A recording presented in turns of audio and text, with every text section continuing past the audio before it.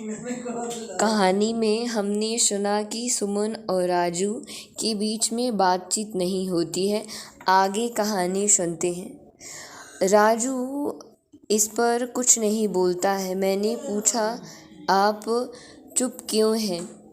ये बात मैं माँ को नहीं बताती हूँ। मैं उनको परेशान नहीं करना चाहती हूँ।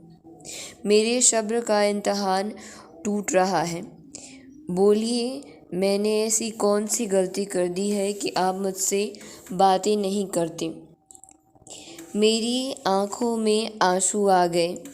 मेरे पति की एक ही स्थिति थी। वो ना कुछ बोल रहे थे, ना लग रहा था कि ना सुन भी नहीं रहे हैं। तभी मेरी सास और ननद घर आ गई। मेरी सास पूछने लगी, बेटा तुम क्यों रो रही हो? मैंने कहा, मैं इनसे कह रही हूँ कि मुझे मायके जाना है। ये बोल रहे हैं कि अभी नहीं जाना है। माँ ने डांटते हुए कहा, कैसा है रे तू? फिर मैं मायके जाने के लिए अलमारी से सामान निकालने लगी। मेरे आंसू से मेरे कपड़े गीले हो रहे थे। ये पलंग पर एक करवट सोए हुए थे, बिल्कुल भी नहीं देख रहे थे। मैंने मायके जाने का फैसला गुस्से में लिया था ताकि ये मुझसे बात करें। भाई सुबह मुझे लेने आया। ये गाड़ी तक छोड़ने आए थे। हमने एक दूसरे को नहीं देखा और मैं मायके चली गई। मेरे आने से सारे घर में बहुत चहल पहल थी। सब लोग काफ़ी खुश थे। माँ, चाची सबने ससुराल का हाल चाल पूछा। मैंने सबको अच्छे से एहसास कराया कि वहाँ सब कुछ अच्छा है। ऐसे ही 6 महीने बीत चुके हैं। ना वो मेरे पास फ़ोन करते और ना मैं।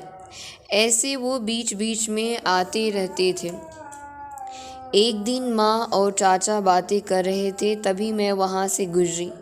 माँ और चाचा इनके बारे में कुछ बातें कर रहे थे। चाचा कह रहे थे, बिजनेस में घाटा लगा था। हमने मुश्किल वक्त में साथ दिया था।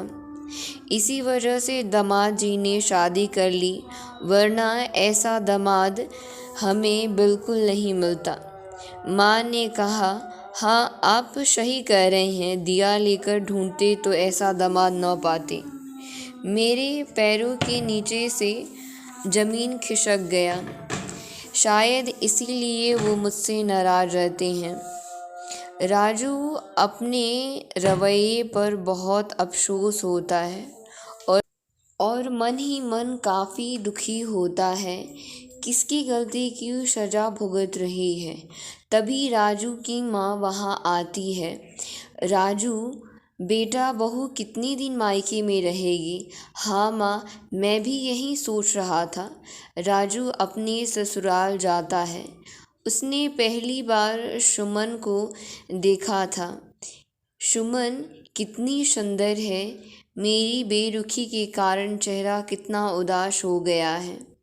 मैं सबसे बचते हुए उसके पास गया। देखा तो वो आंसू बहा रही थी। मेरे आने का एहसास बिल्कुल नहीं था। मैं चुपके से उसके पास बैठ गया। मैंने कहा, सुमन मुझे माफ़ कर दो।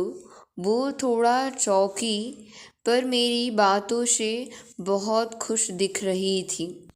शायद ऐसे ही शब्दों का वो इंतज़ार कर रही थी। सुमन मेरी तरफ मुड़ी और बोली, आप मुझसे कभी नाराज़ नहीं होंगे? राजू बोला, मैं हमेशा तुम्हारे साथ रहूँगा और कभी तुम्हें छोड़कर नहीं जाऊँगा।